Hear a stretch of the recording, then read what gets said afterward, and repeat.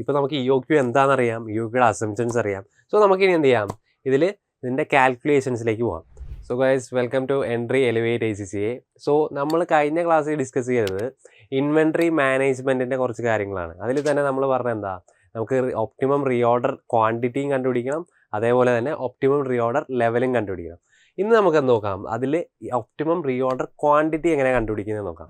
അതിന് നമ്മൾ യൂസ് ചെയ്യാൻ പോകുന്ന മെത്തേഡാണ് EOQ എന്ന് പറയുന്നത്, എക്കണോമിക് ഓർഡർ ക്വാണ്ടിറ്റി എന്ന് പറയുന്നത്. മീൻസ് നമുക്ക് EOQ വെച്ച് നോക്കിക്കഴിഞ്ഞാൽ നമുക്ക് എന്ത് ചെയ്യാൻ പറ്റും, ഒരു ഒപ്റ്റിമം ഓർഡർ ക്വാണ്ടിറ്റി കാൽക്കുലേറ്റ് ചെയ്യാൻ പറ്റും. ആ ഓർഡർ ക്വാണ്ടിറ്റിയിലായിരിക്കും എന്ത്, നമുക്ക് ചിലവ് ഏറ്റവും കുറവ്. എക്കണോമിക് എന്ന് പറഞ്ഞാൽ തന്നെ നിങ്ങൾക്ക് എന്താ മൈൻഡിൽ തോന്നുന്നത്, എക്കണോമിക് എന്ന് പറഞ്ഞാൽ വില കുറഞ്ഞത് അല്ലേ, ചിലവ് കുറഞ്ഞത്. അപ്പം എക്കണോമിക് ഓർഡർ ക്വാണ്ടിറ്റി എന്ന് പറയുമ്പം ഏറ്റവും ചിലവ് കുറഞ്ഞ ഓർഡർ ക്വാണ്ടിറ്റി.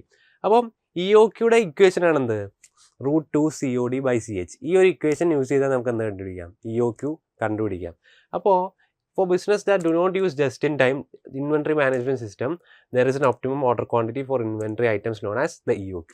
Just-in-time എന്ന് പറഞ്ഞാൽ വേറൊരു ഇൻവെൻട്രി മാനേജ്മെൻറ്റ് സിസ്റ്റം ഉണ്ട്, അത് നമ്മൾ അടുത്ത ക്ലാസ്സിൽ ഡിസ്കസ് ചെയ്യുന്നതായിരിക്കും. സോ just-in-time യൂസ് ചെയ്യാത്ത മിക്ക കമ്പനീസും യൂസ് ചെയ്യുന്ന ഒരു ഇൻവെൻട്രി മാനേജ്മെൻറ്റ് സിസ്റ്റമാണ് എന്ത്, EOQ എന്ന് പറയുന്നത്. സോ EOQയുടെ മെയിൻ എയിം എന്ന് പറയുന്നത് നമ്മുടെ ഓർഡറിങ് കോസ്റ്റ്, നമ്മൾ കഴിഞ്ഞ ക്ലാസ്സിൽ പറഞ്ഞ പോലെ നമ്മുടെ ഓർഡറിങ് കോസ്റ്റും ഹോൾഡിംഗ് കോസ്റ്റും ഏറ്റവും മിനിമലായിട്ട് വയ്ക്കുന്നതായിരിക്കും എന്ത്, നമ്മുടെ EOQയുടെ മെയിൻ ഒബ്ജക്റ്റീവ് എന്ന് പറയുന്നത്.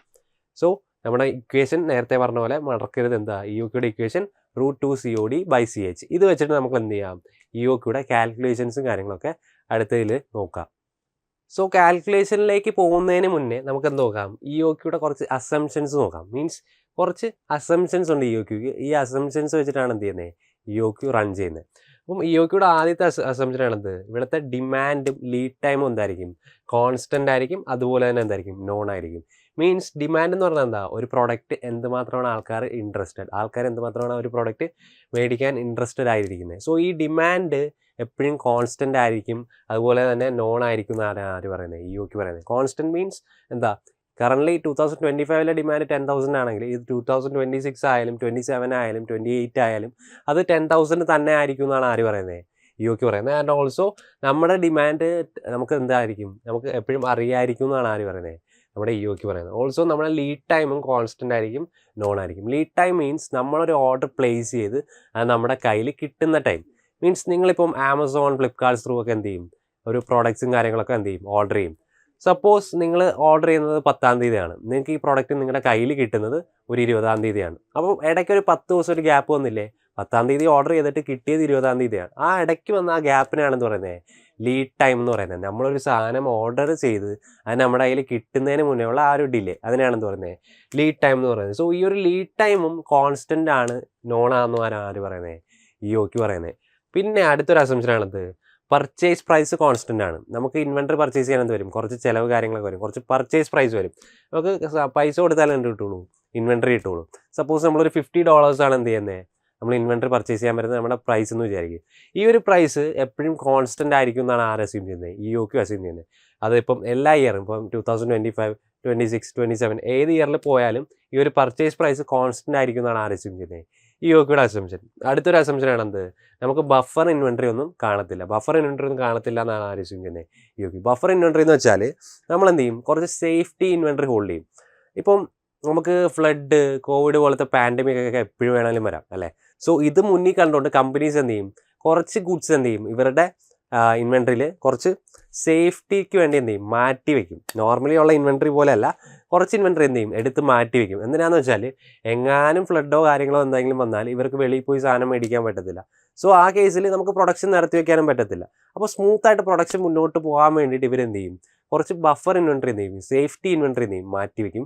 സോ പക്ഷേ ആ ഒരു ബഫർ ഇൻവെൻട്രി ഇല്ല എന്നാണ് ഇവിടുത്തെ അസംഷൻ, നമ്മുടെ EOQയുടെ അസംഷൻ. EOQയിൽ ബഫർ ഇൻവെൻട്രി ഇല്ല എന്നാണ് അസംഷൻ വരുന്നത്. അപ്പോൾ ഇതൊക്കെയാണ് നമ്മുടെ EOQയുടെ അസംഷൻസ് വരുന്നത്. ഇപ്പോൾ നമുക്ക് EOQ എന്താണെന്നറിയാം, EOQയുടെ അസംഷൻസ് അറിയാം. സോ നമുക്കിനി എന്ത് ചെയ്യാം, ഇതിൻ്റെ കാൽക്കുലേഷൻസിലേക്ക് പോകാം. അപ്പോൾ ഇതിൻ്റെ ഇക്വേഷൻ നമ്മൾ നേരത്തെ പറഞ്ഞ പോലെ √2COD/CH. ഇതിൽ CO എന്ന് പറയുന്നത് നമ്മുടെ ordering cost per unit, D എന്ന് പറയുന്ന ഡിമാൻഡ്, CH എന്ന് പറയുന്നത് ഹോൾഡിംഗ് കോസ്റ്റ് പെർ യൂണിറ്റ്. അപ്പോൾ ഇതാണ് നമ്മുടെ ആദ്യത്തെ ക്വസ്റ്റ്യൻ. ഇതിൽ നമുക്ക് എന്തുണ്ട്, ആ ഇക്വേഷൻ യൂസ് ചെയ്തിട്ട് നമുക്ക് എന്ത് ചെയ്യാൻ പറ്റും, EOQ കാൽക്കുലേറ്റ് ചെയ്യാം. അപ്പം EOQയിൽ നമ്മൾ എന്താ പറഞ്ഞത്, √2COD/CH. അതാണ് നമ്മുടെ ഇക്വേഷൻ വരുന്നത് അല്ലേ.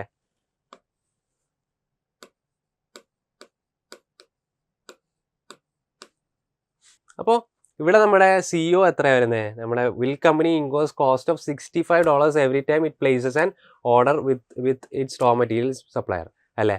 സോ $65 ആയിരിക്കും അവിടുത്തെ എന്ത് നമ്മുടെ ഓർഡറിങ് കോസ്റ്റ് എന്ന് പറയുന്നത്. സോ CEO ആണത് ഈ 65 എന്ന് പറയുന്നത്. ഇനി നമുക്ക് ബാക്കി വായിക്കുമ്പോൾ അറിയാം annual demand is 300,000 units. So നമുക്ക് ഡിയും കിട്ടി എത്ര 300,000. ഇനി the annual cost of holding 1 unit of inventory is $2.50. That means നമ്മുടെ CH എത്ര ആയിരിക്കും 2.50 ആയിരിക്കും. ഇനി ഇതെല്ലാം കൂടെ ഈ ഒരു ഇക്വേഷനിലേക്ക് സബ്സ്റ്റിറ്റ്യൂട്ട് ചെയ്യുമ്പോൾ നമുക്ക് എന്ത് കിട്ടും? നമ്മുടെ ആൻസർ കിട്ടും.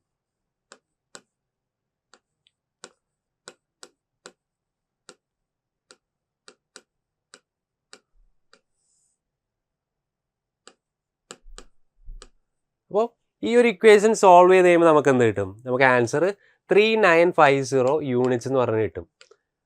നിങ്ങൾ കാൽക്കുലേറ്ററിലോ എങ്ങനെയെങ്കിലും സോൾവ് ചെയ്ത് കഴിയുമ്പോൾ നിങ്ങൾക്ക് എന്ത് കിട്ടും? ഇതിൻ്റെ ആൻസർ കിട്ടും 3950 യൂണിറ്റ്സിനായിരിക്കും ആൻസർ കിട്ടുന്നത്. സോ ഇതാണ് നമ്മുടെ എന്ത് EOQ എന്ന് പറയുന്നത്. അപ്പോൾ 3950 യൂണിറ്റ്സ് നമ്മുടെ വിൽ കമ്പനി ഓർഡർ ചെയ്ത് കഴിഞ്ഞാൽ അവിടുത്തെ ഹോൾഡിംഗ് കോസ്റ്റും ഓർഡറിംഗ് കോസ്റ്റും എന്നായിരിക്കും ഏറ്റവും മിനിമൽ ആയിരിക്കും. മീൻസ് എക്കണോമിക് ഓർഡർ ക്വാണ്ടിറ്റി ആയിരിക്കും എത്ര ഈ 3950 യൂണിറ്റ്സ് എന്ന് പറയുന്നത്.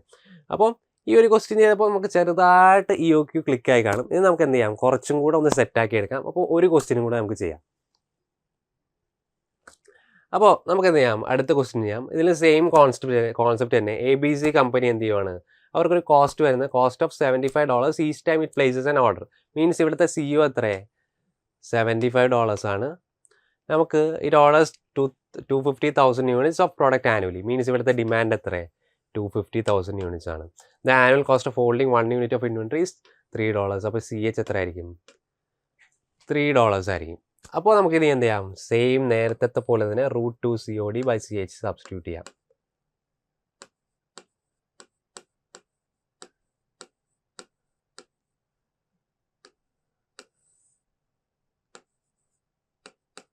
അപ്പോൾ ഈ ഒരു ഇക്വേഷൻ സോൾവ് ചെയ്ത് കഴിയുമ്പോൾ നിങ്ങൾക്ക് എന്ത് കിട്ടും?